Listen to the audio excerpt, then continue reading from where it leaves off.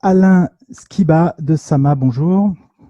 Bonjour à tous, je suis heureux d'être parmi vous et pouvoir vous présenter le fruit en fin de compte d'une collaboration entre le groupe Alchimie et le groupe Moussaoui en Algérie, avec laquelle on a développé donc une machine dans le dépôt de fil fondu.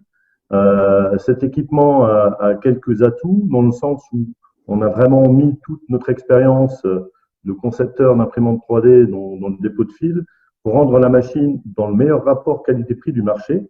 Donc, elle sort officiellement ce mois-ci. C'est une imprimante 3D polyvalente basée sur la technique de fil chaud. Elle répond réellement aux exigences industrielles puisque nous, on était spécialisés notamment dans tout ce qui était imprimante sur mesure, adaptée au process industriel.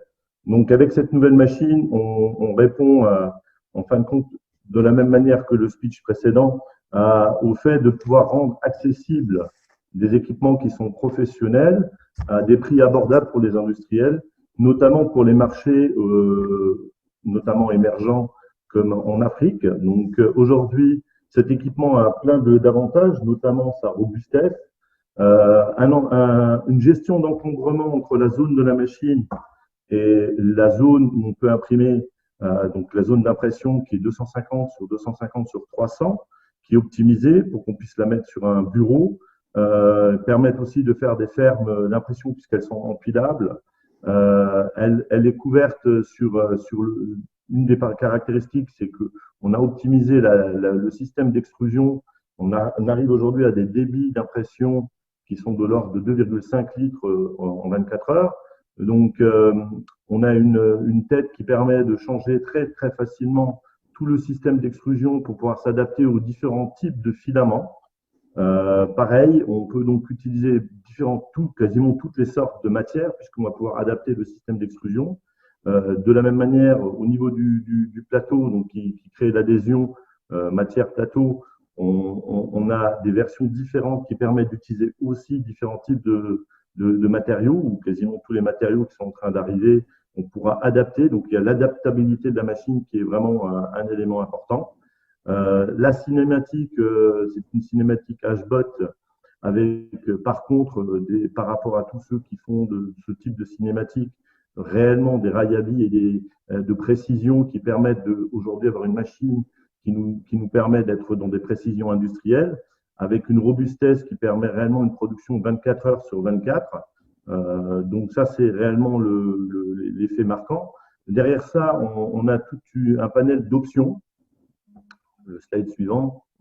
Voilà, donc là, vous retrouvez les caractéristiques. Donc, c'est des caractéristiques qu'on peut retrouver, qui sont souvent ce qu'on met en avant dans toutes les machines.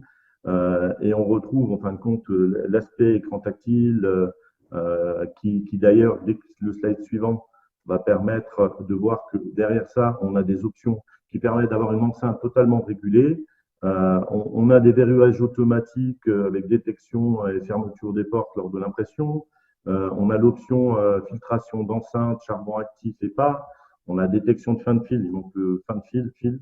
Donc la notion de dessiccateur qui permet suivant certains types de matériaux, de préparer la matière avant de l'extruder et donc d'augmenter de façon drastique et la qualité et la vitesse d'impression. À côté de ça, il y a une option aussi où on peut avoir un écran beaucoup plus grand avec un logiciel embarqué qui permet directement de faire le slicing. Donc voilà, ça fait partie de ce qu'on faisait déjà, mais qu'on a optimisé pour avoir aujourd'hui une machine qui est disponible au plus grand nombre et au meilleur coût. Merci beaucoup pour cette présentation. Juste une question, le profil type des utilisateurs de votre machine, c'est qui? Alors là, c'est réellement les industriels de toute taille. C'est-à-dire que dès qu'on doit produire d'une façon récurrente, on est rentré dans l'ère où aujourd'hui l'impression 3D, c'est plus pour faire 2-3 heures d'impression par jour ou pour imprimer une pièce de temps en temps, mais réellement aujourd'hui de produire des pièces qui peuvent aussi bien être des pièces de maintenance ou des pièces réellement de production. Donc c'est réellement pour répondre à ça. Donc on sort juste du proto.